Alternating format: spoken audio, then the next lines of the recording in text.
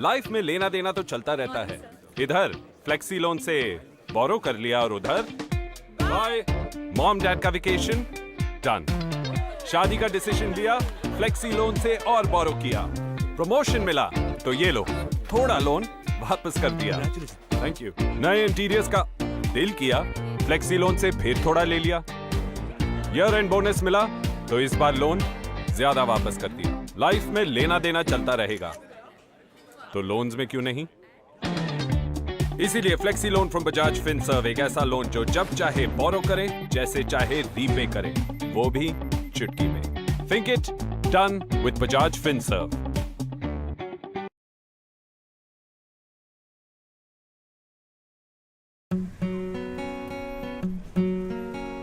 Hello, हर season के लिए नए इंटीरियर्स? हाँ, वो भी हर रूम के लिए।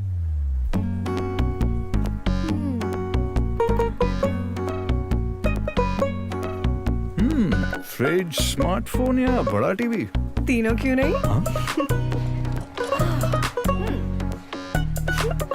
अरे ये तो शॉपिंग लिस्ट में नहीं था। सो अब शॉपिंग कार्ट में तो है। सॉरी। अच्छा, नए आउटफिट्स की विश लिस्ट। विश क्यों? Just add to cart and buy. तो ये सब EMI पे? और वो भी चुटकी में। On India's fastest growing EMI network. Think it done with Bajaj Finserv.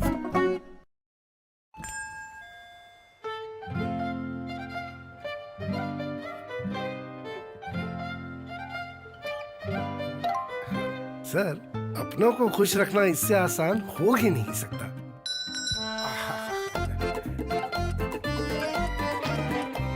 साहब, अपनों को खुश रखना इससे आसान हो ही नहीं सकता।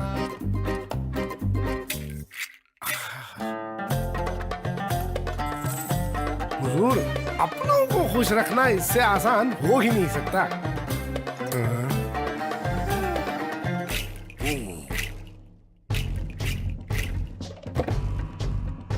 अपनों को खुश रखना इससे आसान। अपनों को खुशियां दिलाना आसान नहीं बनाते तो आगे कैसे बढ़ते। इसीलिए हम जो भी करते हैं उसे बेहतर बनाते आ रहे हैं, बनाते रहेंगे। Bajaj Finserv, think it done.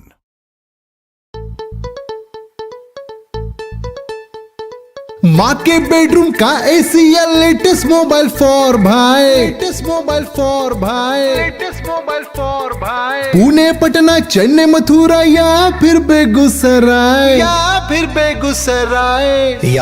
Begusarai. नए घर के लिए चाहिए 4K टीवी हाई फाई, या फिर वाइफ को चाहिए लेटेस्ट स्टाइल। EMI है ना, EMI है ना, EMI। मॉड्यूलर किचन में पुराना फ्रिज क्यों है भाई? शादी है नहीं, मैट्रेस पुराना है भाई। अक्खा इंडिया बोले भाई प्राइजेस है हाई, बेस्ट ही खरीदना है तो अपने EMI स्टोर पर आए। EMI है ना, EMI। अब काशी हो या वाशी, महंगा लगे तो EMI और बेस्ट ही चाहिए तो भी EMI, क्योंकि बजाज फिनसर्व का EMI है ना। Visit www.emistore.com। EMI है ना, EMI है ना, EMI।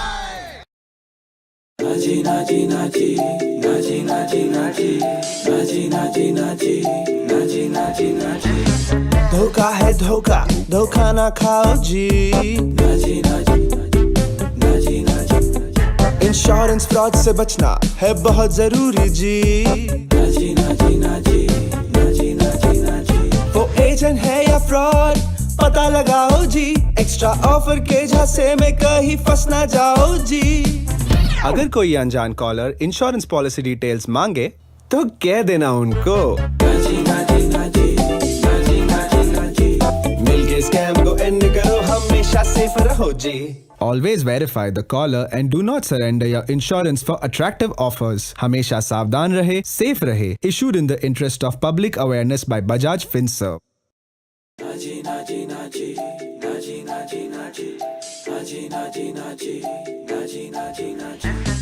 धोखा है धोखा, धोखा ना खाओ जी।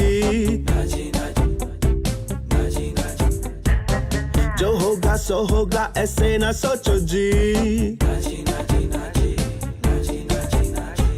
कॉल पे कोई पूछे ओटीपी दो ना जी तो कह देना उनको मिलके स्कैम को एंड करो हमेशा सेफ रहो जी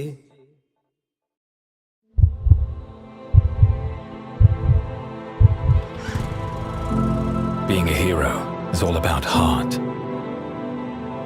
It's not about ruling the world. It's about owning it.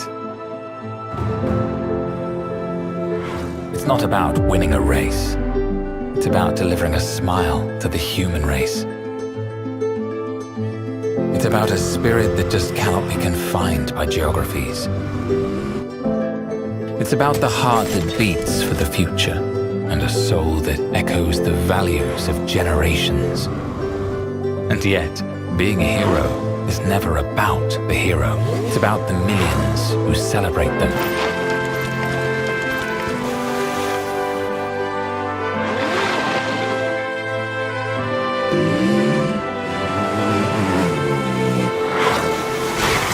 Hero Motorcorp, the motorcycle leader. There's a gush of wind that hums a sweet song. There's a gush of wind that fights like a hero to fill the world with possibility. There's a gush of wind that jumps across oceans and mountains, embracing the entire planet. There's a gush of wind that blows away darkness.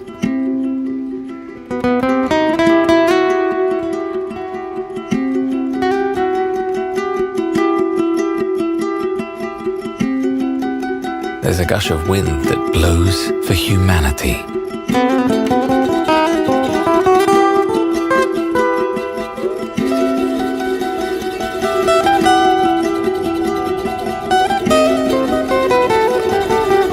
Because at Hero, we care. In 1868, the Tata Group was founded on a philosophy that put the community at the heart of its existence. Today, we are $100 billion global enterprise.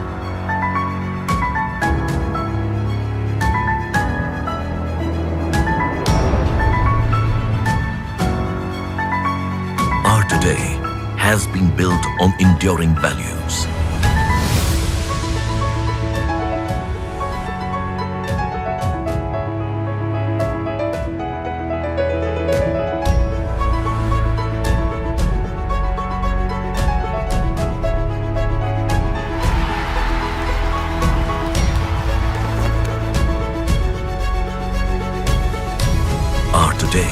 Is about delivering excellence across business sectors.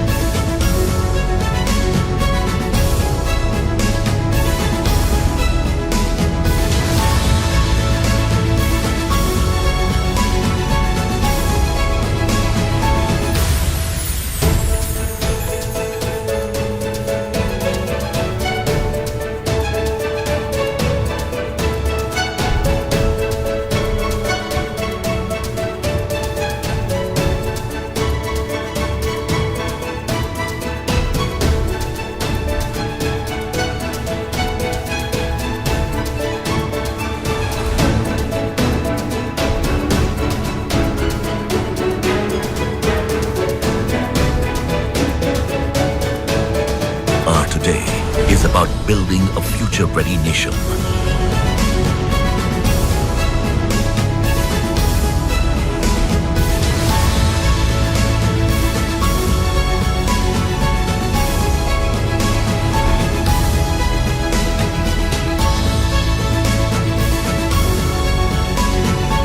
Our today has a strong foundation with community at its core.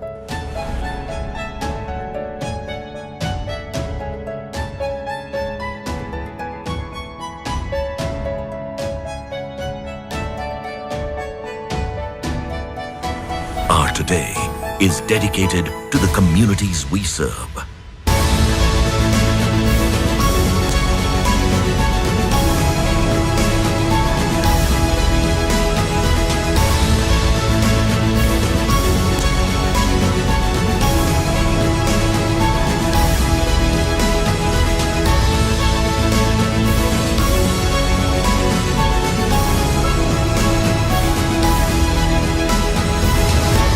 Today is always about more than just today.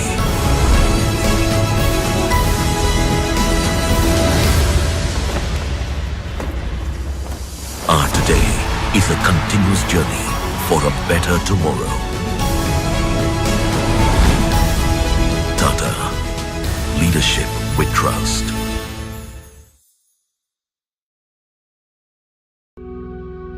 Behold, the story of victory, of life over malady. Behold the saga of power, of science over sickness. Behold the tale of triumph, of dedication over disease. Behold the rise and rise of Cadila Pharmaceuticals Limited, one of India's largest privately held pharmaceutical companies based out of Ahmedabad, Gujarat, India. Cadila Pharmaceuticals was born out of the vision of a legend who left an indelible mark in the chronicles of Indian pharmaceuticals industry. He was Indravardhan Ambalal Modi, the founder chairman of the company, rightfully christened as the medicine man of India. His vision to alleviate pain of the underprivileged through research-driven innovations has been driving Cadila Pharmaceuticals for more than 6 decades now. Innovations which are backed by the key strengths of the company, the state-of-the-art manufacturing and research facilities. The flagship manufacturing facility at Dholka, Gujarat, sprawls over 100 acres. This avant-garde facility is US FDA approved, besides meeting most of the stringent quality standards across the globe. It manufactures tablets, capsules, injectables, liquids, and orals. The second formulations manufacturing facility is located at Samba in the state of Jammu and Kashmir. The API facilities at Ankleshwar, Gujarat, manufacture a large number of key APIs and intermediates at this US FDA and ISO 9002 and ISO 14001 accredited plant. The company also has set up its first ever overseas formulation manufacturing facility at Addis Ababa in Ethiopia. This world-class facility is the only WHO CGMP compliant manufacturing facility in the region. More than 850 products spread across 12 specialties with many of India's top brands in its basket. Great goals are defined by far-sighted vision and achieved by seamless teamwork. A multicultural, multilingual and multinational workforce of over 7,000 employees is truly the propelling power of the company. Not just in the domestic market, the company has a wide global footprint with over 1,000 marketing authorizations across 85 countries. Its international sales force of over 150 highly diversified and versatile personnel lends it an outreach that blankets the globe. As the company grows, so does its commitment to research. Manned by more than 350 scientists, the R&D facilities of Cadila Pharmaceuticals at Dholka, Gujarat is an institution of breakthrough innovations. To take the focus on innovation to the next level, it partners with leading international companies to discover newer treatments. The Cadila Pharmaceuticals Group is gigantic. Its group companies complement and expand the dynamic vision of the company across new avenues of healthcare and newer fast-paced business areas. Cadila Pharmaceuticals is a gentle giant. Decades of dedicated research, groundbreaking healthcare innovations, and worldwide impact proves the infinite potential of one powerful emotion. Care. The success of Cadila Pharmaceuticals bears testimony to the fact that the care continues.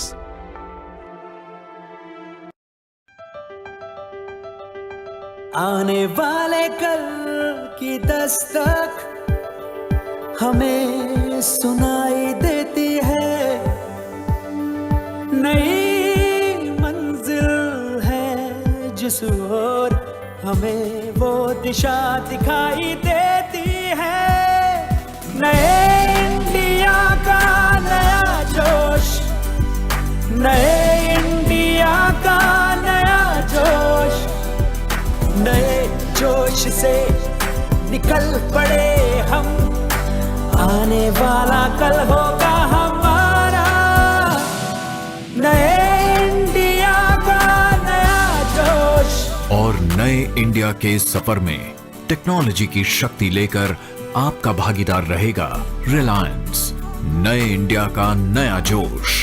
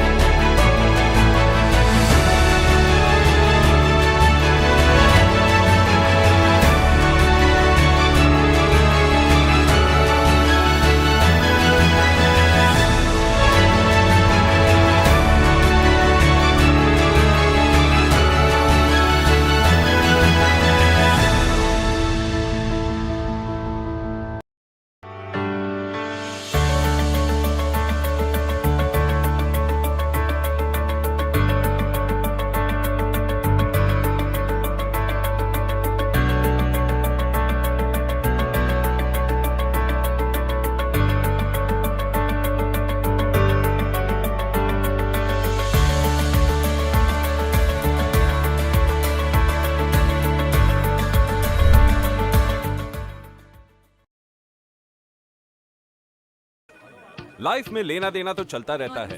इधर flexi loan से बोरो कर लिया और उधर bye mom dad का vacation done. शादी का decision लिया, फ्लेक्सी लोन से और बोरो किया। प्रमोशन मिला तो ये लो थोड़ा लोन वापस कर दिया। Thank you. नए इंटीरियर्स का दिल किया, फ्लेक्सी लोन से फिर थोड़ा ले लिया। ईयर एंड बोनस मिला तो इस बार लोन ज्यादा वापस कर दिया। लाइफ में लेना देना चलता रहेगा तो लोन्स में क्यों नहीं। इसीलिए flexi loan from Bajaj Finserv एक ऐसा लोन जो जब चाहे बोरो करे, जैसे चाहे रीपे करे, वो भी चुटकी में। Think it done with Bajaj Finserv.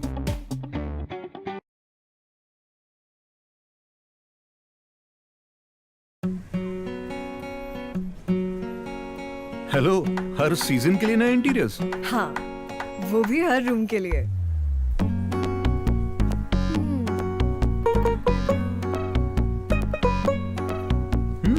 Fridge, smartphone या बड़ा टीवी?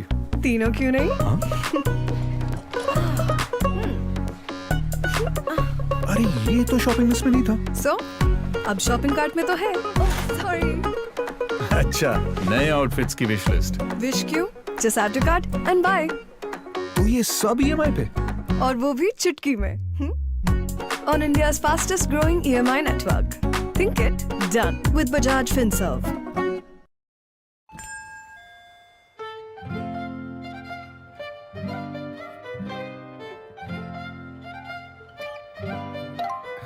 सर, अपनों को खुश रखना इससे आसान हो ही नहीं सकता।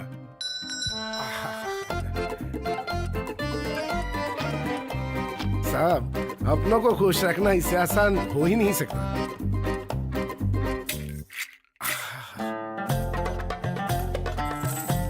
हुजूर, अपनों को खुश रखना इससे आसान हो ही नहीं सकता।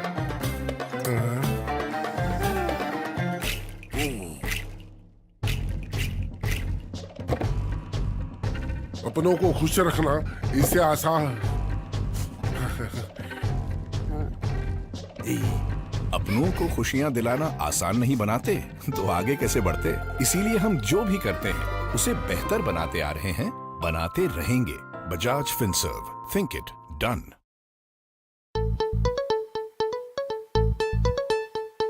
माँ के बेडरूम का एसी या लेटेस्ट मोबाइल फॉर भाई, लेटेस्ट मोबाइल फॉर भाई, लेटेस्ट मोबाइल फॉर भाई। पुणे, पटना, चेन्नई, मथुरा या फिर बेगूसराय, या फिर बेगूसराय। नए घर के लिए चाहिए 4K टीवी हाई फाई, या फिर वाइफ को चाहिए लेटेस्ट स्टाइल। EMI है ना, EMI है ना, EMI। मॉड्यूलर किचन में पुराना फ्रिज क्यों है भाई? शादी है नहीं, मैट्रेस पुराना है भाई। अक्खा इंडिया बोले भाई प्राइजेस है हाई, बेस्ट ही खरीदना है तो अपने EMI स्टोर पर आए। EMI है ना, EMI। अब काशी हो या वाशी, महंगा लगे तो EMI और बेस्ट ही चाहिए तो भी EMI, क्योंकि बजाज फिनसर्व का EMI है ना। Visit www.emistore.com। EMI है ना, EMI है ना, EMI। नाची नाची नाची नाची नाची नाची नाची नाची नाची नाची नाची नाची। धोखा है धोखा, धोखा ना खाओ जी। नाची नाची नाची नाची। इंश्योरेंस फ्रॉड से बचना है बहुत जरूरी जी। नाची नाची नाची नाची नाची नाची। वो एजेंट है या फ्रॉड पता लगाओ जी, एक्स्ट्रा ऑफर के झांसे में कहीं फंस ना जाओ जी। अगर कोई अनजान कॉलर इंश्योरेंस पॉलिसी डिटेल्स मांगे तो कह देना उनको। नाची नाची नाची नाची नाची नाची। मिलके स्कैम को एंड करो, हमेशा सेफ रहो जी। Always verify the caller and do not surrender your insurance for attractive offers. हमेशा सावधान रहे, safe रहे. Issued in the interest of public awareness by Bajaj Finserv. नाची नाची नाची नाची नाची नाची नाची नाची नाची नाची नाची नाची। धोखा है धोखा, धोखा ना खाओ जी। नाची नाची नाची नाची। जो होगा सो होगा, ऐसे ना सोचो जी। नाची नाची नाची नाची नाची नाची। कॉल पे कोई पूछे OTP दो ना जी, तो कह देना उनको। नाची नाची नाची नाची नाची नाची। मिलके स्कैम को एंड करो, हमेशा सेफ रहो जी।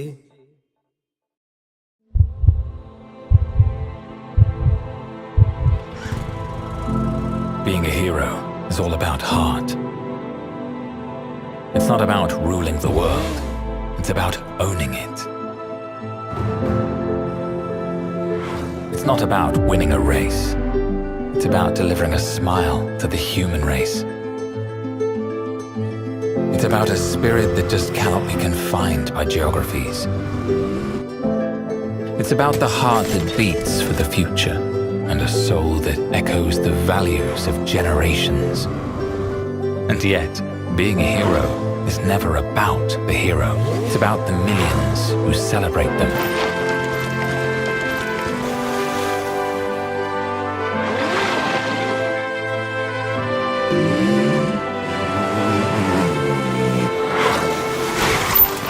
protocol, the motorcycle leader.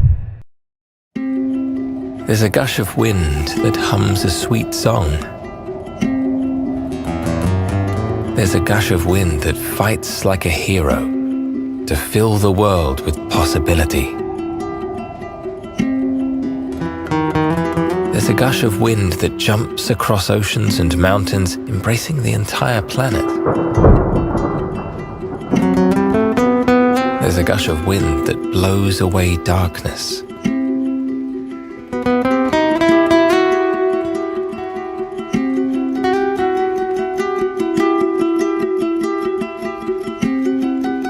There's a gush of wind that blows for humanity.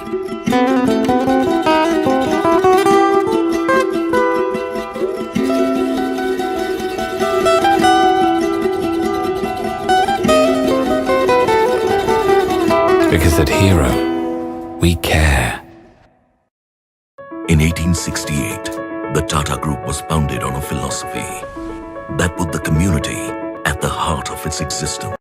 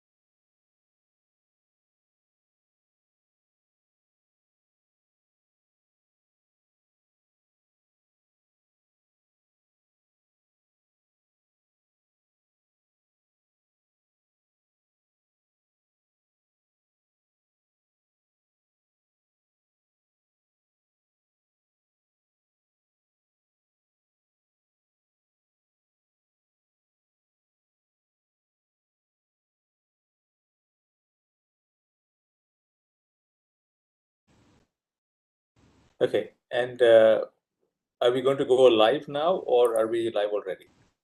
We are live now. We are live now. Okay, great. So thank you everyone for joining today.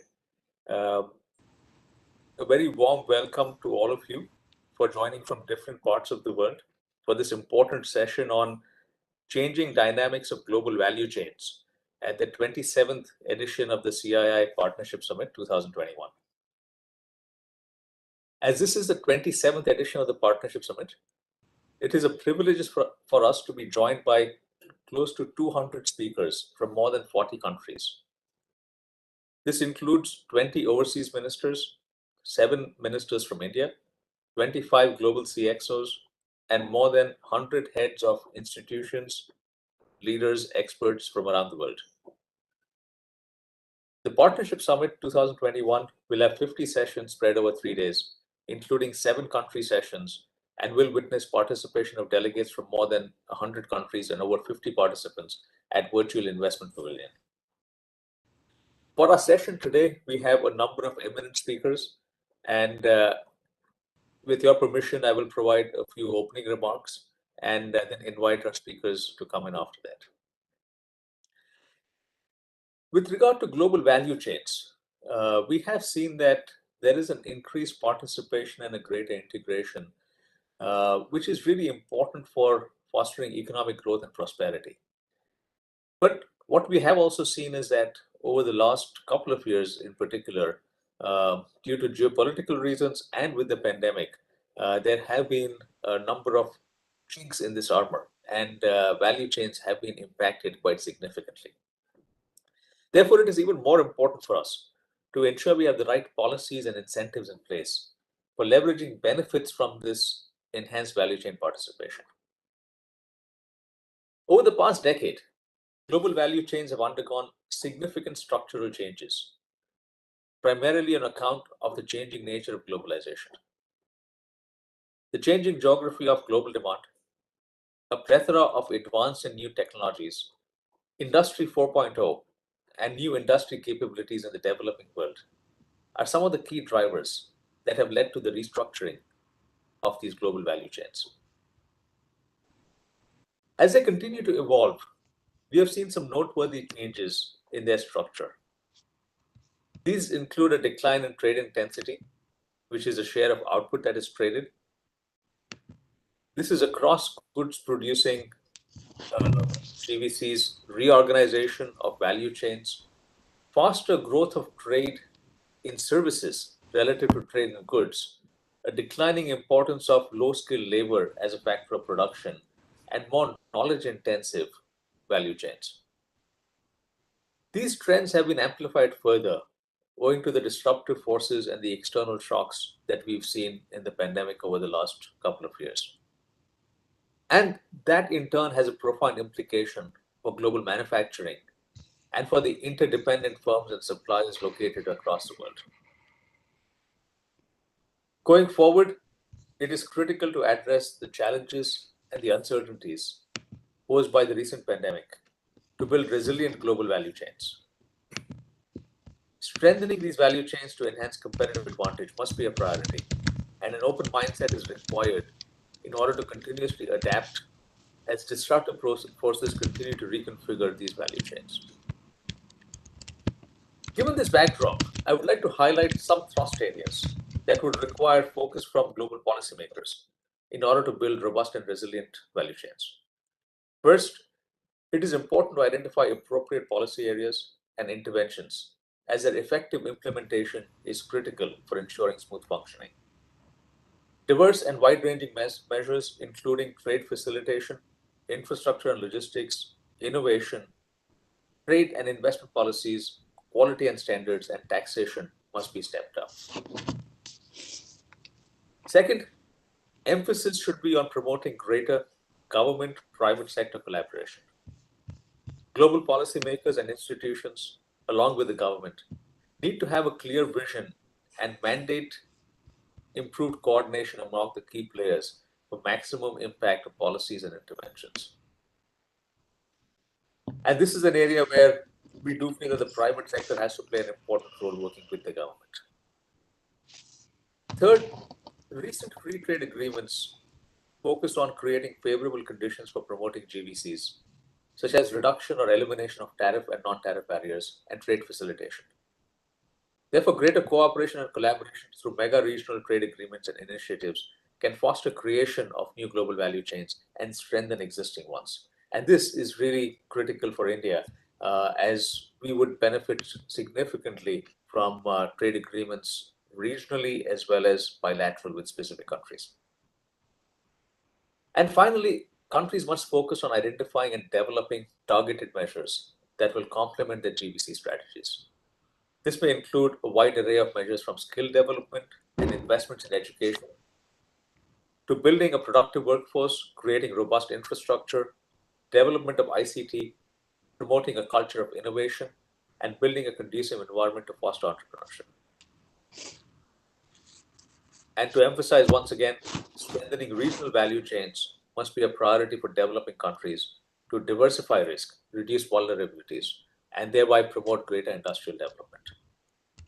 With this, I would like to conclude and invite our esteemed panelists to share their views and perspectives on this very important topic. Shragat, over to you.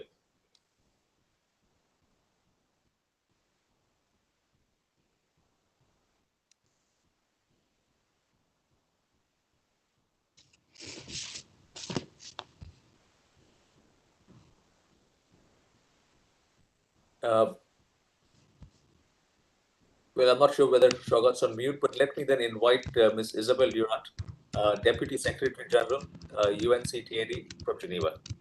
Ms. Durant, over to you, please.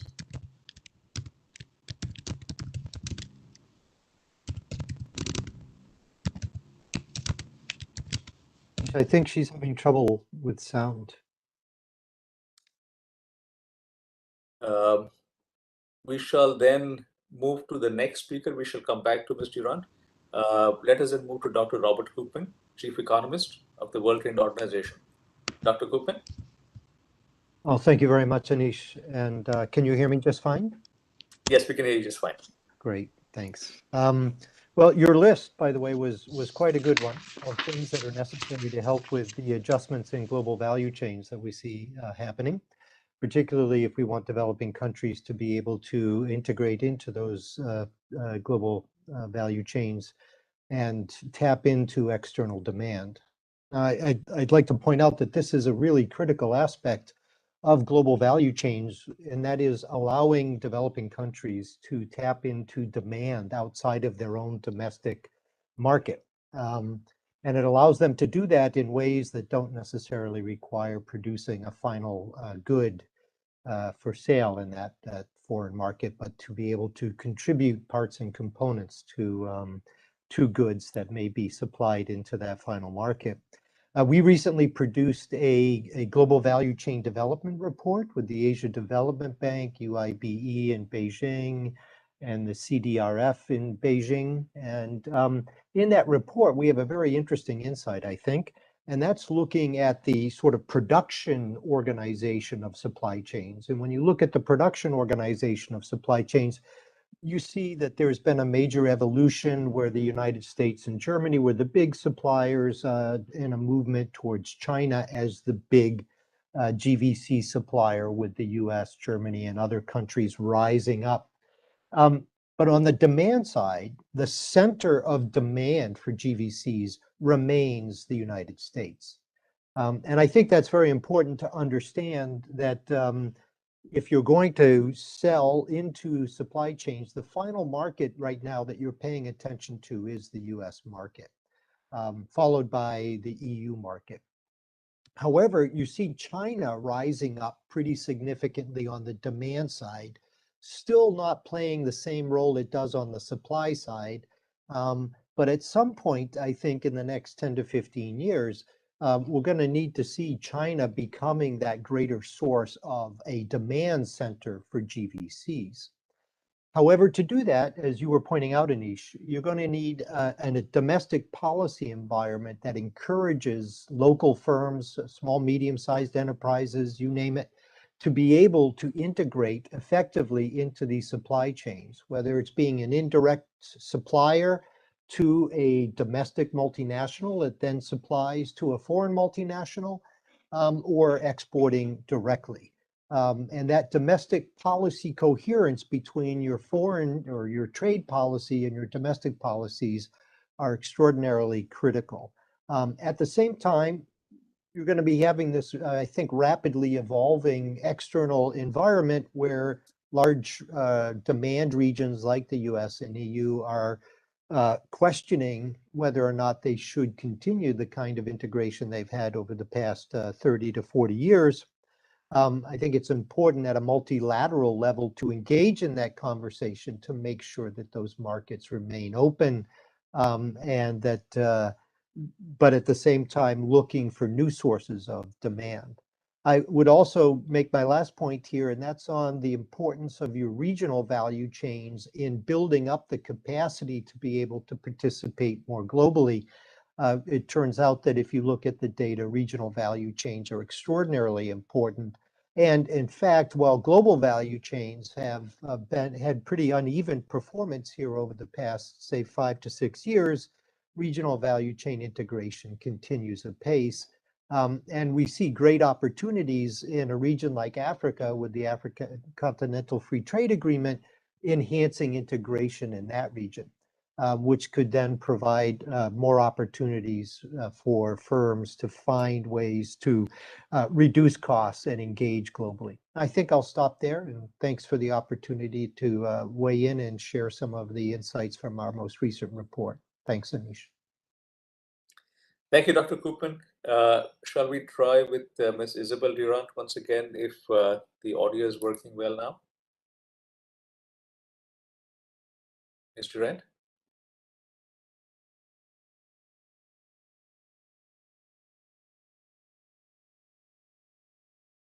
So I think she's still facing some problem at her end. So we will come back to her.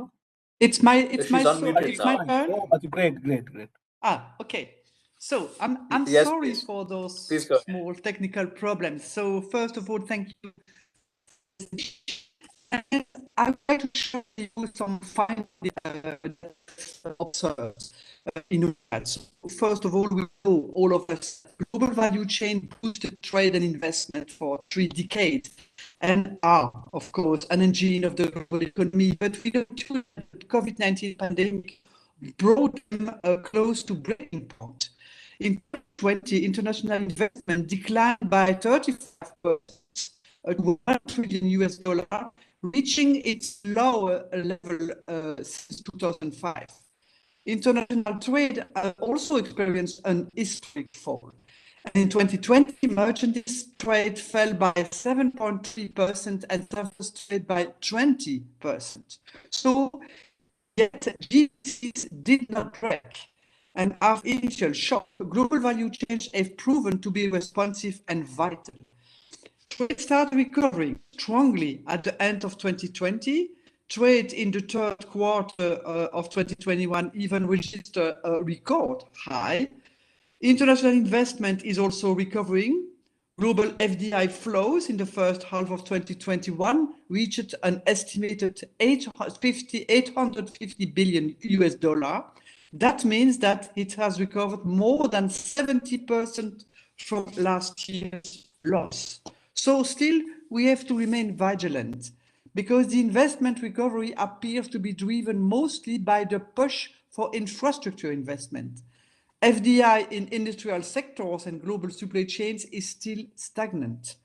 Concerns also about the fragility of global value chains are just not subsiding. And we have seen repercussions that failings in global supply chain can have, especially in healthcare, equipment, medicine, but also in manufacturing industries. So while the crisis has further increased the challenges of international production, several other factors had already started transforming the system prior to the pandemic. Most notably, definitely digitalization. It has driven rapid change on an unprecedented global scale and literally changed the meaning of space. Digital technologies have offered opportunity for scaling up and enable also small and medium-sized enterprises to become global players, also in regional value chain, as it was just mentioned. So in terms of FDI, there is a decline in efficiency seeking FDI. This implies a reduction of manufacturing projects for large multinational companies and for host countries seeking to attract FDI. The implication is that they need to shift their focus towards smaller investors, developing a more structured portfolio, including investment, attraction, and facilitation programs. Technology trends, declining cross-border FDI and more protectionist international policy and the COVID crisis have all of them favored shorter and more regional value chain and in some case reshoring. However, restructuring GVCs is far from easy. Investment in many home countries has been slow in materializing. In some countries, home economies do not have the necessary manufacturing capacity. Reindustrialization, like industrialization processes, can be long and complex. And we should not forget that development strategies of many of the poorest countries explicitly rely on opportunities to attract FDI and to participate in GVCs. So a retreat of international production would make their development ladder certainly shakier. Policymakers must thus prepare for the challenges arising from the expected gradual transformation of international production and be ready to capture the opportunities and attract the investment that is required. To this end, we are pleased to see progress on investment facilitation in the discussion in the WTO. Investment facilitation is critical for reducing uncertainty for investors.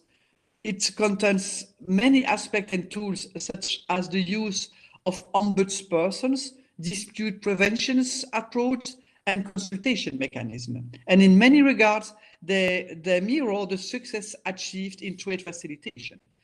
What we have also learned from trade facilitation on the ground and from our experience with foreign investors, the immense value of information provision and transparency, streamlining and automation of administrative procedures.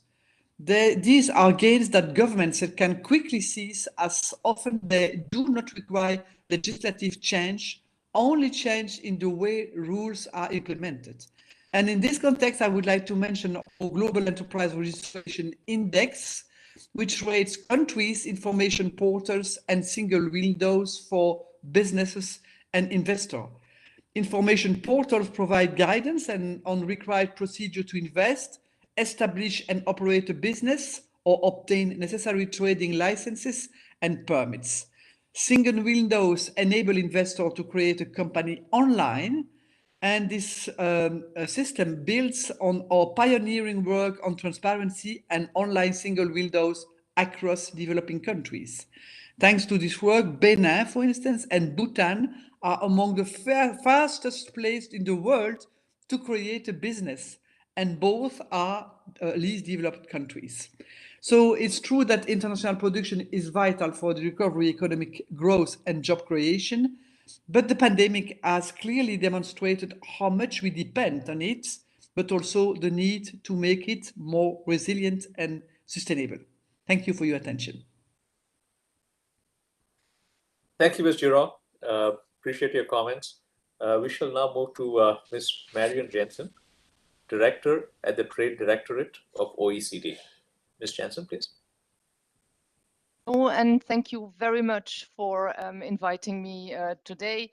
Let me try to add some information to what we already heard from you, moderator, from Bob, and from Isabel, all points and data and information that we would fully agree with at OECD.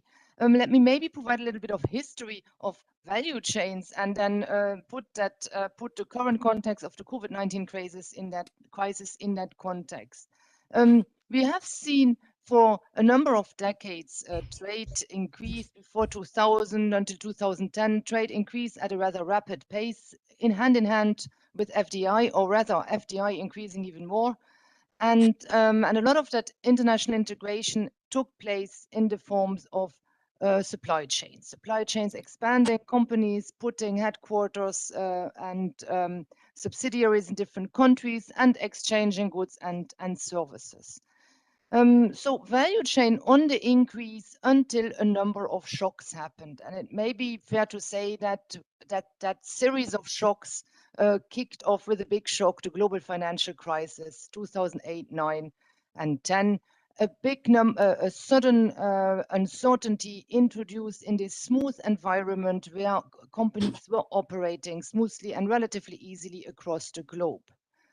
That was followed by another shock a few years later, the tsunami in the Asian region with a center in Japan that also heavily affected supply chain functioning, in particular the car industry. And in that period also an intensification of trade tensions, notably between the United States and China. And Bob already told us that these countries are heavily linked and play a particular role in the world of supply chains. As a result of this, we saw already a number of years ago that large businesses started to think differently about setting up their global operations. There was already a move from just-in-time delivery to just-in-case delivery, making sure that supply chains can be resilient in the light of shocks, in a case where shocks happen. This just-in-case setup went hand in hand with an increased regionalization of value chains. So there was a certain shortening that we were seeing, a certain type of restructuring around maybe somewhat shorter ways of delivery, but above all an attempt to structure around countries where they had a stable policy environment to be a bit more certain about the policy shocks that may happen. So we have already seen supply chains preparing themselves for shocks, strengthening their risk management strategies, and that was useful when the COVID-19 pandemic hit. So many large companies were ready for a shock like the one we saw during COVID-19, were able to adjust. And actually we saw at the beginning of the COVID-19 crisis, we did see supply chains holding up quite well. We saw that thanks to open markets and global supply, the world saw a surge in the supply of masks that was tenfold within 1 or 2 months. They saw countries like South Korea suddenly starting to export testing kits, something a business they hadn't really been in before, and supplying many countries across the globe. So very much the reaction to the COVID-19 crisis could happen because of open markets. COVID-19 meant countries shutting down, sometimes production sites, sometimes people staying at home rather than going outside, and that meant production being affected around the globe, but very important, demand being affected. People started to consume different things. And then countries went out of this lockdown at different speeds, notably China picking up its production earlier than other countries, notably some of our member countries, OECD member countries in the West. Now, what we have now experienced in the past, let's say 18 months, is that trade has picked up again, but in a completely different shape than before. Different products are being traded. The demand and supply is situated in different places than before. And we have calculated that the type of changes we have seen in the structure of trade within 12 months is the type of change we normally see over 5 years. Now, I've just told you that business was ready for shocks, but the global logistics system was not ready for this type of shock. And we have notably seen in the past months that the fact that China produces and exports, global exports in China have gone up. They export now 2 percentage points more than at as share of global exports than they did before the crisis. The demand in the United States, and Bob told us that the big demandeur, the big market to sell in is the United States. Well, that demand has picked up rapidly. It's a lot of demand. So containers are shipped from Asia to the United States. Their ports are overfilled, large bottlenecks in unloading things. And there is not the same amount of stuff to be transported back to Asia. So big disequilibrium, big change, logistics systems are not keeping up, and this reflects the kind of bottlenecks, is one of the reasons behind the bottlenecks we are currently seeing. We expect it to take a few months for these bottlenecks to resolve. It's difficult to foresee how long, but we also expect that this renewed shock continues to influence the rethinking among business about how to structure their supply chains. We continue to arguing that keeping all markets open is the best thing that governments can do in the light of all these changes, because that makes, in general, the whole system more flexible, more agile to adjust to changes. The Indian economy has traditionally not been highly integrated in value chains. There more can be done to facilitate trade, including on the side of services. According to our Services Trade Restructiveness Index, India has facilitated services trade in a number of important areas, not surprisingly computer services, but much less so in other sectors, notably in the transport sectors that are the ones that are key for the current logistics problems. So keep markets open, ensure that anything around border procedures and logistics at the border is as smooth as possible. That includes border processes. Digitalization has been an important strength during this crisis. Those countries who had digital border processes in place were able to maintain operations at the border more easily during the COVID-19 crisis, but digitalization also in areas like ports, and we are currently seeing that it's the regions with the weaker port infrastructure that are also suffering most from with the relatively weaker port infrastructure that are struggling with these logistic changes that we are currently seeing. All in all, therefore, a challenging period, more changes at a more rapid pace than we have seen for a long time.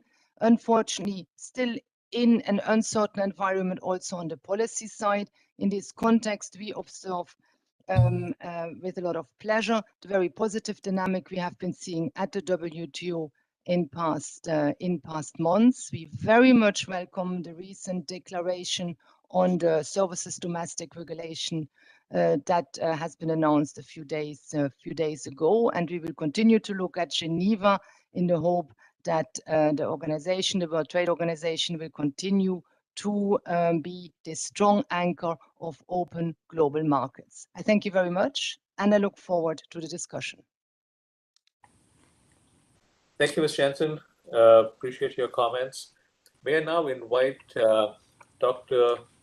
Luz Maria de la Mora Sanchez, Vice President of Foreign Trade for the Government of Mexico. Dr. Sanchez. Hello, everyone. Good afternoon over there. Good evening on the other side of the world where we are. Thank you so much for allowing us to be here today. Thank you for the invitation to the Ministry of Economy of Mexico to participate. I want to thank the Confederation of Indian Industry and the Department for Promotion of Industry and Internal Trade of India for the invitation to participate in this CII Partnership Summit. It is a pleasure to be here with you from Mexico through this video conference. I'm very pleased to be with these distinguished colleagues, and I think that this is a very timely conversation, what we're having today. Without a question, we have been living under these challenges of supply chains even before the pandemic as a result of the US-China commercial differences and trade war started by Mr. Trump. And it is without a question that we need to find ways to make sure that the world continues to support these kinds of production processes. COVID-19 added to the already questioning of supply chains, and we think that it has posed very important challenges to productive structures cutting across all industries and services, as was already mentioned by some of my colleagues that already made their presentations. For us in Mexico, this is not a minor issue. Mexico is a global trade player. We rank 9th as worldwide exporter, considering the European Union as one actor. And we have been very badly hit by the supply chain disruptions and also the confinements of COVID-19. We are in the process of recovering, but recovery has not been easy. And just one example is that our auto industry has had to shut down several times as a result of the lack of availability of semiconductors. That obviously is beyond our control, and it's beyond the hands of industry here in Mexico. And that has put a lot of pressure in production, employment, and our ability to satisfy a regional supply chain and a global supply chain in the auto sector. So for that matter, we have also been working in how we can make sure that supply chains in Mexico are resilient, but at the same time, they are competitive and that we remain cost effective. An easy balance to play. We are working domestically to strengthen Mexican companies' capacities in key processes in which local suppliers can actually help to complement relocation efforts in Mexico. But we're also making sure that we maintain an open market. We continue to expand our network of 14 free trade agreements with 50 countries. We're currently negotiating free trade agreements with Ecuador and are in conversations with South Korea, Argentina, and Brazil to make sure that we have a secure supply chain, that we have availability of all kinds of inputs, but also to make sure that we have a secure food supply chain to address inflation pressures that, as you know, are all over the world, and Mexico is not an exception. I'd like to share with you our most recent effort to address supply chains disruption. and that has to do with the relaunching of the high-level economic dialogue between Mexico and the US. This was a successful mechanism that was in place between 2013 and 2016, and we just relaunched it on September 9th of 2021. Supply chain restructuring is central to our Mexico-US agenda, and for that matter, we have established a working group on supply chains in strategic sectors such as semiconductors, pharmaceuticals, medical devices. We have also made sure that we develop a region's workforce for the strengthening and expansion of supply chains, and we are also paying attention to trade facilitation. Trade facilitation is essential to making sure that goods come and cross in the way the supply chains need. And for that matter, we are working on developing an border infrastructure that can support both resilient and competitive supply chains. We're also working in the development of a similar mechanism with Canada to ensure we strengthen our supply chains in North America, where we share a world-class manufacturing platform that allows us to be part of these nearshoring efforts.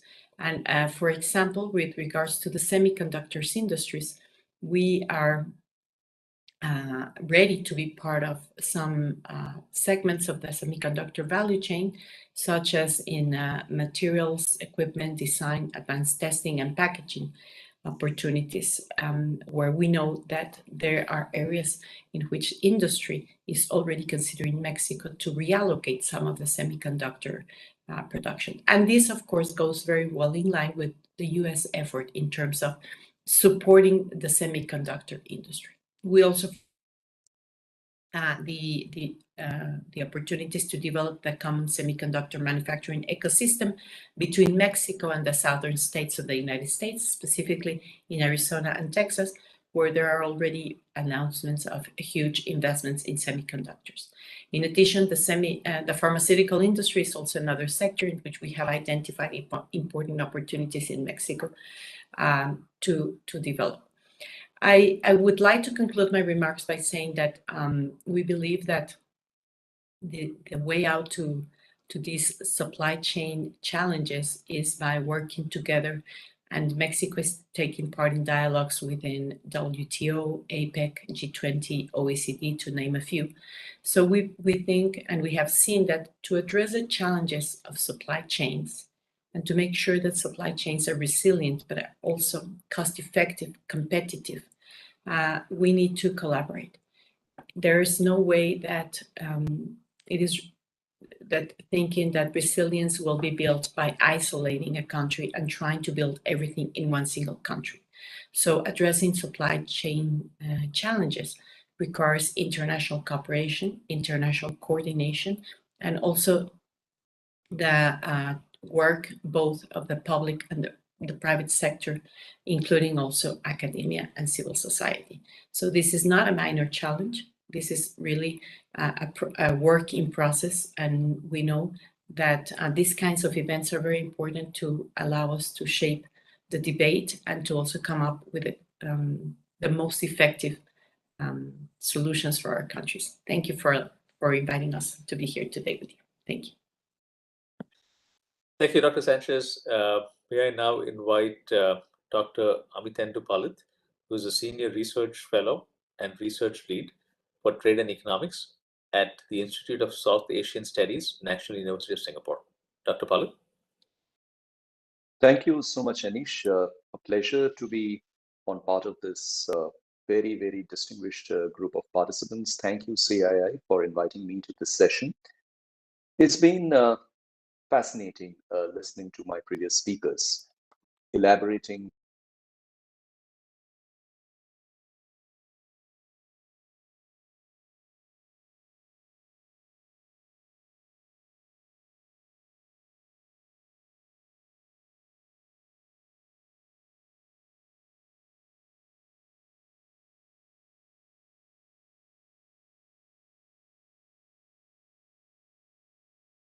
Dr. Palit, we cannot hear you. Encountered. Okay, we can hear you now. Yeah. So what I was suggesting was that if we could bring in a little bit of the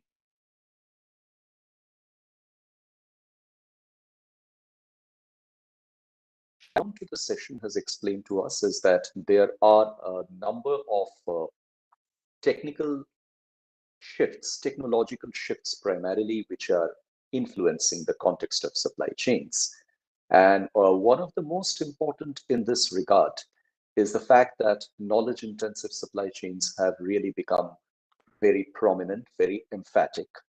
But when one looks at the elements of technology that are now beginning to govern supply chains and their administration, one perhaps cannot just avoid looking at the geopolitics and the shifts that it has caused in this regard. Now, what started happening is that there is a certain peculiar challenge which has arisen for the global value chains, and these are essentially a couple of contradictions that have arisen. The first, global value chains have always been shaped and constructed on the basis of the logic of economic efficiency. That is where horizontal specialization of production has happened. That is where vertical specialization of production has happened. That is where locations have been chosen on the basis of their comparative advantages. But today, when the geopolitics has come into the story, the GVCs are being looked at for reorganization and realignment, not necessarily on the logic of economic efficiency. There's a different kind of imperative that has now come into the construction of global value chains, and this is a challenge which is going to be there. This is a challenge with which businesses will need to live and sustain. How they can wade through management of these two contradictory challenges is probably what is going to give a distinct character in some respect to global value chains as we move ahead.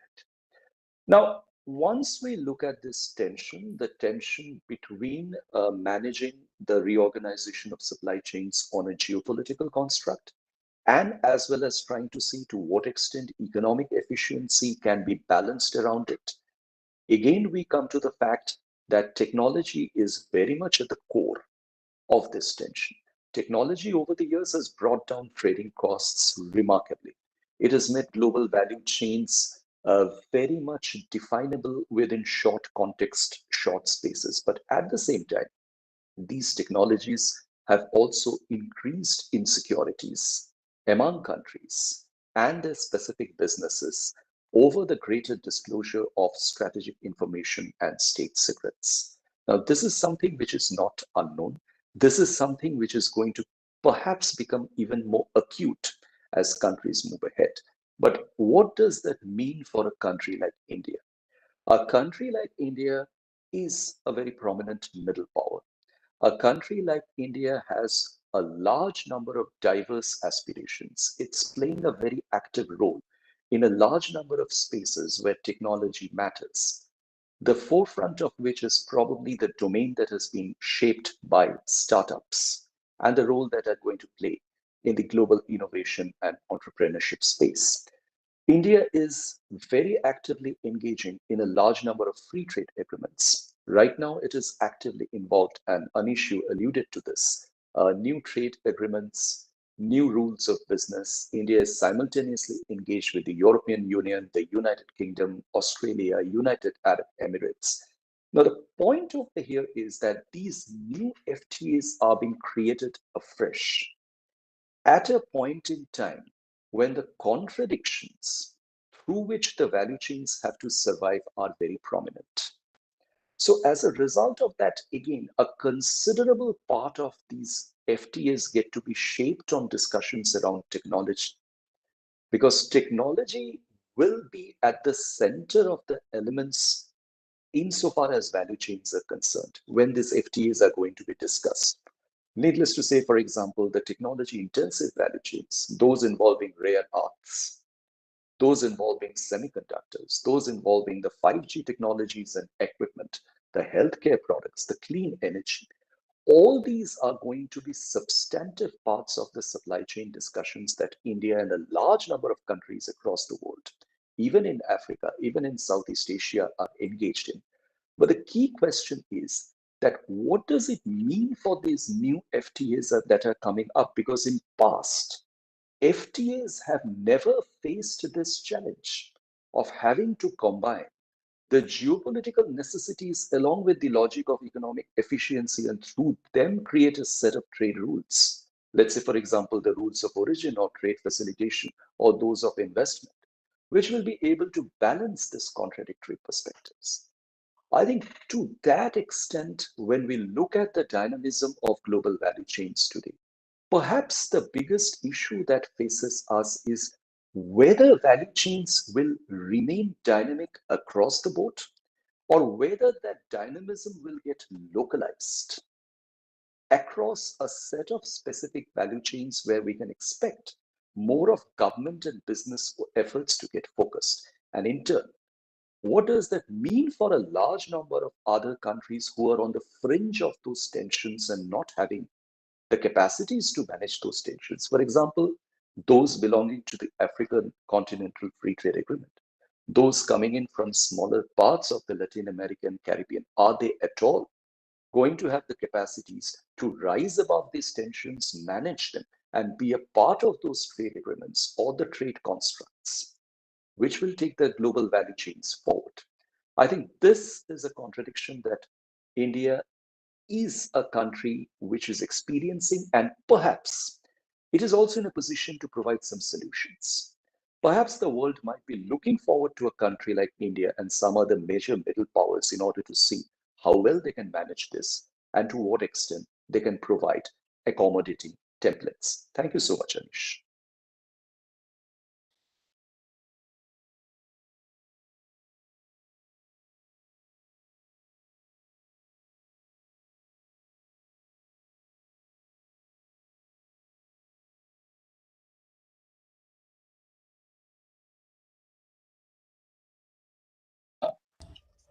You were muted, Anish. We couldn't hear, actually. For that, this always happens once in a while, given our video conferences, but apologies for that. So thank you, Dr. Palit. May I now invite Mr. Damu Ravi, who is the Secretary, Economic Relations, Ministry of External Affairs for the Government of India. Mr. Ravi, please. Thank you very much, Anish, for this opportunity. I'd like to thank the CII for organizing this interactive session, and such an important topic. I've been asked to give my views, but I know the very distinguished panel and also speakers who are participants here. But I'll be very brief. I'd like to touch upon the very core issue of how India is looking at these global supply chains. Now, what's important is for all of us to recognize the relevance, the existence, and the importance of the global supply chains. I think that from country point of view, I think for a very long time, we didn't really understand how important these are, except in the few sectors. But increasingly, that appreciation is gaining ground in the country. Now, it has to be a conscious policy decision, in my view. In the government, within the government, and industry interaction should allow this, the evolution of the policy and facilitation of how the supply chains actually operate. And well, there will be always some losers, there will be always be winners, but we'll also in the short term. But if you look at it from a long-term perspective, perhaps everyone will be a winner, and everyone will tend to gain if you recognize the global supply chains reality and how to go about it in addressing the challenges that come about it. Now, we've seen in our own country that how the automobile sector has immensely benefited out of these supply chains. So is the pharma sector, the chemicals, and in more recent times we have seen how in the electronic area, particularly the mobile industry, the mobile phone industry, how immensely it has benefited from these supply chains. Today, India has become a hub for the global manufacturing of the mobiles, and increasingly we are enhancing this capacity here. In the days to come, we will see this also growing in many other areas. And the PLI scheme, the product linked incentive scheme that the government has come out with, will create that kind of motivation for the industry to set up the manufacturing hubs. And around that, there'll be an ecosystem that will develop, which we think it's quite possible. But then few challenges that we will see here.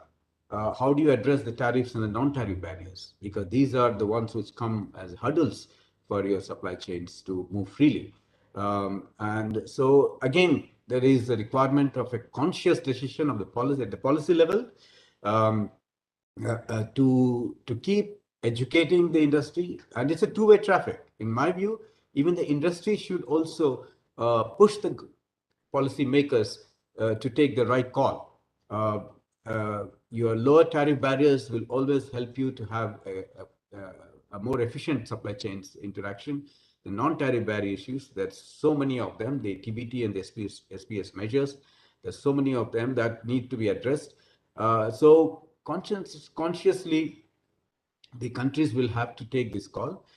We've seen this in the post-COVID world, how dangerous it is for countries to be dependent on one or two countries that have become global players in the manufacturing.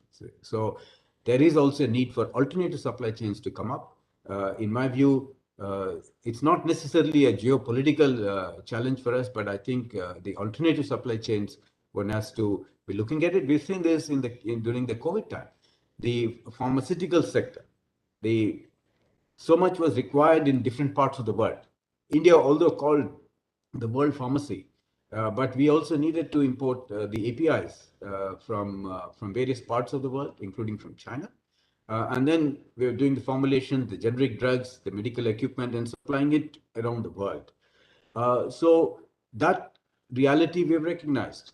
But today, it's too much of a risk to depend on a single source. So you have to consciously work on developing alternative supply chains.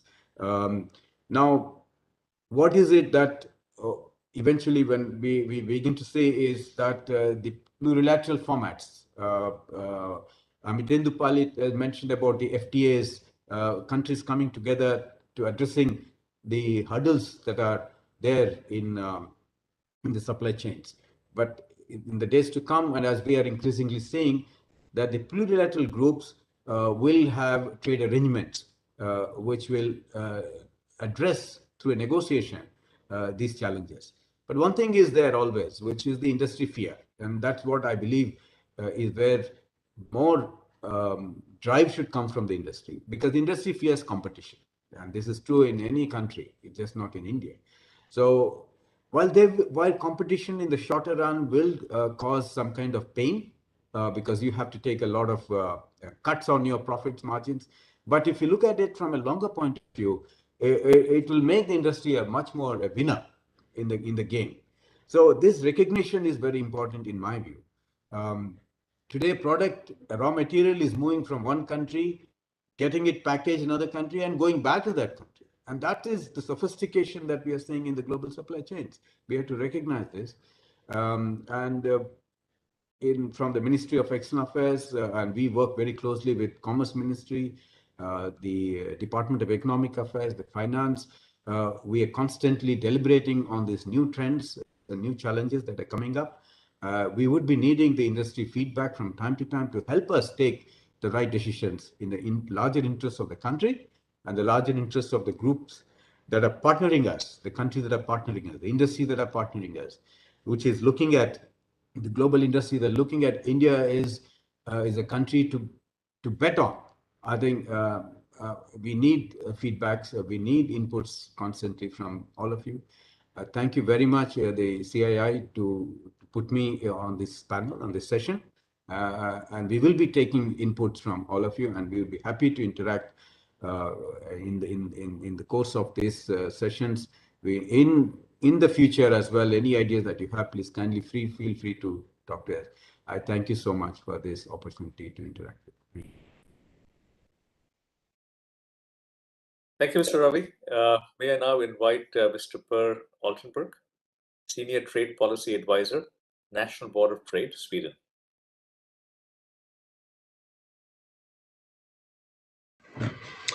Thank you, Dr. Shah. I have had problems hearing some of the previous speakers, so I just want to check that you can hear me now. Yes, we can hear you clearly. Very good. Well, again, very much thank you for the invitation, and I think this is a timely event to discuss the changing dynamics of global value chains. I'm Per Altenberg from the National Board of Trade Sweden, and we have reflected, of course, as many others, on the pandemic experience with respect to global value chains. We published a report last year that was called Improving Economic Resilience Through Trade. Should we rely on our own supply? I can reveal in this close circle that I was not allowed by the communications department to call it Can we get high on our own supply? This report then is available on our website, kommerskollegium.se, and I encourage you all to visit there. The report was based on theoretical evidence, of course, and then available model simulation from Marion Jensen's team at the Oecd, among others. And of course, then historical experiences, empirical evidence from different crises in the past, including the COVID-19 pandemic. But actually, what I want to say today had more to do with the vaccine rollout and the experience there. And I think we all should reflect a little on that, because if you remember this winter, there was much talk about a lot of export restrictions. And in fact, I think we were relatively close to shutting down vaccine supply chains at that time by restricting import goods for these supply chains. And this could easily have resulted in a vicious tit-for-tat circle, but it actually didn't. So this was essentially the dog that didn't bark this past winter. And eventually, of course, policymakers kept their cool and allowed trade to do its magic. And that, I think, is the main lesson that we should draw from this past year and the supply chain management, basically, during the pandemic. We were able to keep our cool during the important moments, and that allowed the vaccine rollout to continue and production to increase because we had access to all those important input goods. I'm of course aware that the vaccine rollout has not been the same all across the world, but at least now we're pretty far along the way, and that is something that we should be grateful for. And then I can only note that the policy response and the result has been different for semiconductors. I know, of course, that there are other factors at play here than export controls, but I'm pretty sure that the export controls imposed by the US have had a negative effect on how the supply chains for semiconductors work currently. There's an excellent paper by Chad Bown at the Peterson Institute from December 2020 that I encourage you to read, that shows the problems of these type of export restrictions that we have seen increasingly. So basically, the pandemic experiences that we have been helped tremendously by imports, and that focus on restrictions has shifted from imports to export restrictions to some extent, at least in the debate. And this is an interesting conclusion. Other conclusions now go back to our report, have to do with how revived multilateralism is, of course, an answer to the question how we can diversify supply chains. At the same time, we know that the conditions politically are now unfavorable. At the same time, unilateral liberalization is also an option to diversify your supply chains. Again, here we have some political obstacles. So what we arrived at as sort of the main way forward is something that others have talked about here. That's deepened regional integration between like-minded economies. And the economies that we point out and look at from the point of view of the EU is, of course, the ASEAN countries, the CPTPP countries, the EU-Mercosur deal that is currently on hold, but also, of course, a future FTA between the EU and India that we very much look forward to. So I would like to end there and say that from the National Board of Trade, we would very much like to have a continued discussion with you at the Confederation of the Indian Industries, and that we hope that we can talk more about particularly the EU-India FTA in the future. So thank you very much. Thank you, Mr. Altenberg. I'd like to invite Mr. Eduardo Petrosa, Secretary General of the Pacific Economic Cooperation Council, Singapore. Thank you very much, Dr. Shah. Thank you very much to the Confederation of Indian Industry for the very kind invitation to speak to all of you today. I have an impossible task. I've been listening to all of my fellow panelists, looking through my notes and furiously deleting wholesale paragraphs because you've said pretty much everything that I wanted to say. I agree with almost everything that all of you have said. I have very little left to say. I don't know what's left. I have a few things that I would like to share with our audience. You know, from our perspective, every year we conduct a survey of the Asia Pacific policy community.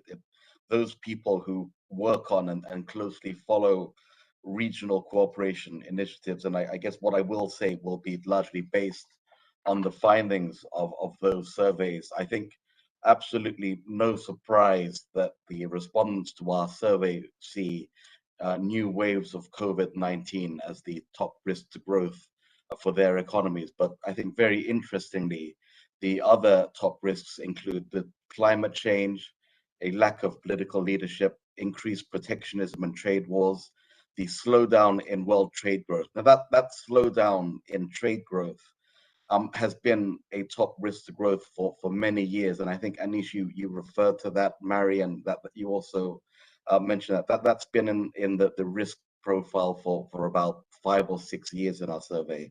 And the last of the risks that I mentioned is the failure to implement structural reforms. And Bob Koopman mentioned that the importance of a sort of domestic policy coherence. These are all sort of concerns on the minds of what we call the regional policy community. And the way we see this is that the perception of these risks are likely related in some way. People are worried about, I guess, the ability to sort of build back better. So we really sort of emphasize the importance of cooperation and partnerships and the role that all of this can play in mitigating risks, the need for capacity building and building confidence in the sort of direction of reform moving ahead and in this sort of post-COVID environment. I think I really do want to emphasize the important role that value chains have played through the COVID crisis in producing the medical equipment, the PPE, and now vaccines and therapeutics. I think Marion had some useful statistics in that regard. I think a lot of the concerns that people had were as a result of the demand spike that we had early in 2020. But as an example of the sort of anxiety that are evident around the region, in May 2020, we asked our survey panelists to identify areas for capacity building work for a post-COVID recovery, and supply chain resilience was identified as the third most important issue. And I think Dan Muravi sort of talked about the need to avoid relying on a single source. And I think we see some of that in some very specific sectors where a single supplier of microchips has sort of caused some problems in specific sectors. But one of the other issues I think we need to be looking at moving ahead, and where we need to have more sort of public-private cooperation, and where we really need to learn our lessons, is the lack of visibility in supply chains. We don't know where all of the products are. So when we talk to businesses, they say they have visibility at one layer of their supply chains, but further down at the second layer or the third tier, they actually don't know what's happening in their supply chain. So that's something that really needs to be looked at further ahead. Sort of more broadly, I think Bob's spoken about this. While GVCs are seen in a very positive light in the Asia Pacific as drivers of productivity, job creation, innovation, but much of the work in APEC and in the region has more been about how to facilitate more inclusive supply chains, how to get more SME participation in them. So you see a lot of work in the APEC region on these issues. One factor that's been very sort of interesting over the past year has been this sort of supply chain crisis unleashed by the pandemic. The sort of average cost of sending a 1 kilo box by air has gone up by 160%. Even worse on the maritime side, with the average cost of shipping a 40-foot container going up by above 500%. Not just the cost, but the time, with trans-Pacific deliveries reportedly taking twice as long as before. Of course, the reasons are very complex. When we asked our survey respondents, to rate, a list of 9 actions that should be taken for dealing with the pandemic and its economic consequences, what came top naturally was to get people vaccinated. I thought, what would come next would be something, close to our hearts, is something like a WTO agreement on trade and health, maybe a TRIPS waiver. But what came second in the list was actually protocols to facilitate the safe international movement, starting with those involved in logistics and supply chains. I think that's evidence of just what a problem this international movement has become. APEC leaders did commit to taking some actions in this area, but the people that actually make goods move, that facilitate all of this, has become a real problem over the course of the pandemic. And I don't know if there really is enough international cooperation in this. I think, Marion, I think you might have referred to the transport and logistics and services sector. That's a real issue, I think, in GVCs moving ahead. All of these developments are taking place at a time of a lot of profound changes. Amithendu's referred to the digitalization of our economies. We're moving towards net zero targets and trying to find ways to address climate change. The Asia Pacific has this vision of a free trade area of the Asia Pacific. This is supposed to be pursued through different pathways, including the CPTPP and RCEP. There's a lot of momentum in these now. China, Korea, Chinese Taipei, and even the UK have applied to join the CPTPP. RCEP is going to enter into force in January. I should mention the Pacific Alliance. It's just completed negotiations with Singapore. It's negotiating agreements, associate membership with Australia, Canada, and New Zealand. Amithendu strongly emphasized digital issues. There is the Digital Economy Partnership Agreement, which covers a lot of these issues. There's a whole lot of things going on in the Asia Pacific region.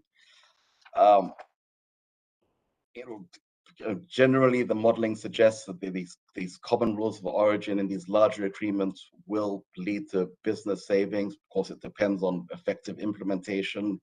We need to be looking at the certification processes. We've seen a lot of digitization in those over the course of the pandemic. We'll have to see what really happens as we come through this. On a final note, I guess a more positive note, I think, Bob, you mentioned the final market still in the US and the EU. I think it's estimated we have about 2 billion Asians are members of the middle class right now, but by 2030, the estimate that will rise to 3.5 billion. I guess to focus in on ASEAN, about 10 years ago, 30% of ASEAN's population was middle class. In 10 years' time, the estimate is that that'll be about 65%. As a specific example from my own home country, IKEA just opened its largest store in the world 2 years ago in the Philippines. So there's so many factors at play that are going to influence the evolution of GVCs. I hope I've given you a bit of a flavor and added to what everyone's already said. Thank you very much. Thank you, Mr. Pedrosa. I'd like to now invite Mr. Sultan Rashid Al Khater, Undersecretary, Ministry of Commerce and Industry for the State of Qatar. Assalamu alaikum. Thank you, Anish. I hope everyone can hear my voice. Good. Yes, very clear. First of all, I'd like to thank His Excellency the Minister, Mr. Piyush Goyal, for the kind invitation to participate in this important partnership summit. And thanking as well CII and Department for Promotion of Industry and Internal Trade for organizing the summit. Excellencies, ladies and gentlemen, It gives me great pleasure to address you all at this important virtual meeting. Qatar's involvement in this prestigious summit is tremendously significant for several reasons. For countless years, a distinguished and highly productive relationship has existed between Qatar and India. It was founded on solid historical roots with the mutual intent to continue working to diversify cooperation in economic and development fields. Last year, India ranked as Qatar's third largest trading partner. In the first 9 months of this year alone, the trade exchange between our two countries amounted to $9 billion. Also, 55 Indian firms are based in Qatar, and more than 15,000 jointly owned companies in the Qatari market. In turn, Qatar has been keen to invest in the economies of its strategic partners, especially India. Ladies and gentlemen, as we are all acutely aware, COVID-19 has affected the economies of every country on our planet. For its part, during the pandemic, Qatar adopted a set of preventive measures to strengthen the resilience of its economy. In its latest report, the World Bank has projected that the Qatari economy will grow by 3% for this year, an accelerated rise of 4.1% next year, and then by 4.5% in 2023. Over the years, Qatar adopted a tailored approach to incentivize and attract foreign direct investment. New laws have been devised and existing legislation amended to contribute to progressing the business environment. One of the key developments in this regard was the establishment of the Investment Promotion Agency Qatar, which leverages an integrated ecosystem to support investors throughout their journey from exploration and setup to expansion with the aim to achieve their long-term objectives.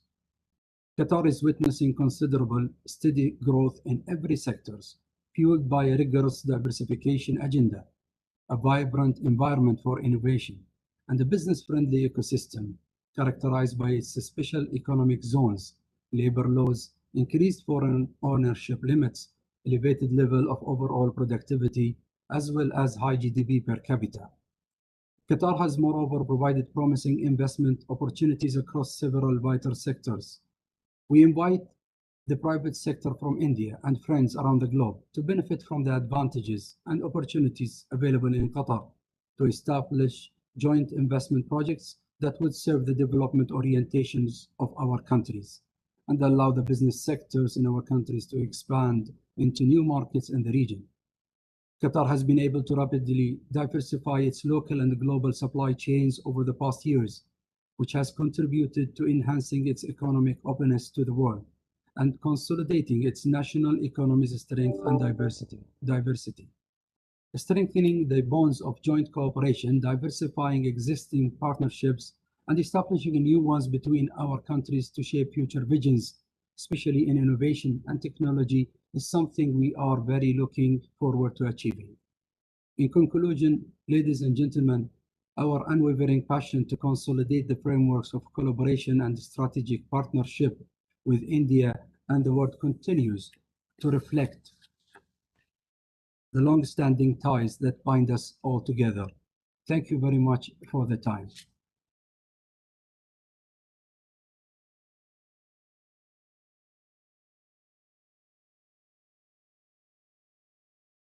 Thank you, Mr. Al-Khater. And we now move to the last speaker for our session today, which is a video message shared by Mr. Seren Scoop, the CEO of Maersk. Shugato and team, if we can put that up, please. Honorable Minister, distinguished participants, it is with great pleasure that I address you on the occasion of the Global Partnership Summit 2021. Let me congratulate the Confederation of Indian Industry and the Government of India for organizing this event. And thank you for inviting me to contribute on behalf of AP Moller Maersk. A few words about Maersk in India. In addition to 3,500 Indian seafarers, we employ more than 11,000 people in India itself. The majority of them in our 3 global service centers and our global technology center. In addition, we have 26 offices and 70 inland acceptance points in India.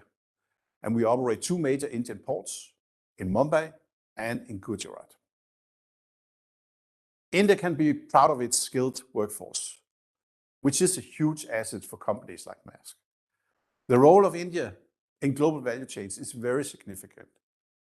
As a growth economy, soon to cross the $3 trillion mark, India is important both as a center of production and as a center of consumption. The government of India's efforts to improve the ease of doing business are appreciated by business and are also imperative for India. There are more steps that can be taken to further improve the ease of doing business for transport and logistics companies like ourselves, for the benefit of our customers in India. We have recently shared some suggestions and recommendations with Indian authorities, and we look forward to working closely together with the government and industry stakeholders to secure progress to mutual benefit. Global sourcing and global supply chains will remain cost competitive also in the future. Only, in our view, in rare cases, would insourcing make sense for international companies. In global transport and logistics, the disruptions caused by the pandemic in its first phases mainly concerned bottlenecks in people movements domestically and across borders. In view of the very significant number of Indian seafarers in the global merchant fleet, it remains very important that India facilitates and promotes smooth vaccination and testing schemes for seafarers as a priority. Necessary international crew changes are likely to continue to require special attention and support by the authorities. Even before COVID-19, we knew that running a global supply chain was a complex undertaking, no matter if you are a global enterprise or a small and medium-sized enterprise. Disruptions in the form of trade policy shifts, infrastructure bottlenecks, and many others have been a common feature of the past few years. Maersk Logistics teams are working with our customers across various industry verticals, such as retail and automotive and agricultural, petrochemicals, and many others, to analyze the impact of a changing demand pattern on the design of their supply chains. The current situation that first and foremost is caused by external factors, but magnified by a lack of investments in technology. It illustrates how the pandemic continues to have its grip on global supply chains that have limited makeup capabilities in the short run. Building resilience into those supply chains has never been more important and more challenging. We are effectively asking our specialists to design supply chains that can accommodate changes in demand, changes in the center of production, and changes in the ability to deliver caused by an as yet unknown disruption. While we do everything in our power to repair this current situation, it will take time to reach a tipping point where we have sustainable solutions and where we are not simply fighting fires.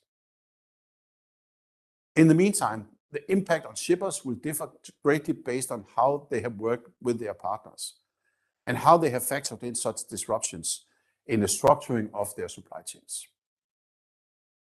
When it comes to digitization, the diagnosis is clear. We have been struggling for a long time with fragmentation of data, low visibility, and low level of collaboration between partners because our industry is behind the curve on digitization. The consequences of being behind were costly as we dealt with sharp shifts in demand. Dealing with the challenges, companies across the globe have taken a fast track to adopting new technology to simplify and connect their supply chains. The top strategic priority for them is now boosting resilience and reducing exposure, thanks to the utilization of data and the development of end-to-end information flows. Looking on supply chains, they have over time been increasingly fragmented into a complex network of suppliers segmented across products to preserve procurement power. Consolidation, shipment, deconsolidation, distribution. If you have split these between different vendors, you find yourself constantly behind, trying to pick up the pieces when changes occur and connect them again. As resilience and flexibility have become key, these fragmented setups have proven to be increasingly clumsy in their ability to orchestrate the supply chain, and equally ineffective and costly to cope with demand shifts. We believe that we are only scratching the surface of what is possible when we combine the potential of deployment of new technology with integrated operational capabilities. We still have opportunities to collaborate and together be able to mitigate the impact of future disruptions. It requires a mindset shift in some cases, but the potential is worth the try. I wish the organizers all the best with the remainder of this very important summit, and I look forward to hearing of the concrete outcomes, also about the ways in which Maersk may play a role in bringing them to the forefront. Thank you.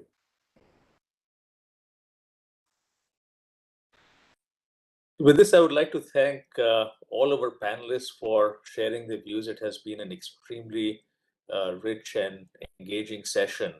And as we are slightly above time, I shall refrain from taking any further time to summarize all the comments. All I would say is a very big thank you to everyone. Have a nice day. Thank you. Thank you. Thank you, Anish. Thank you. Goodbye. Bye-bye.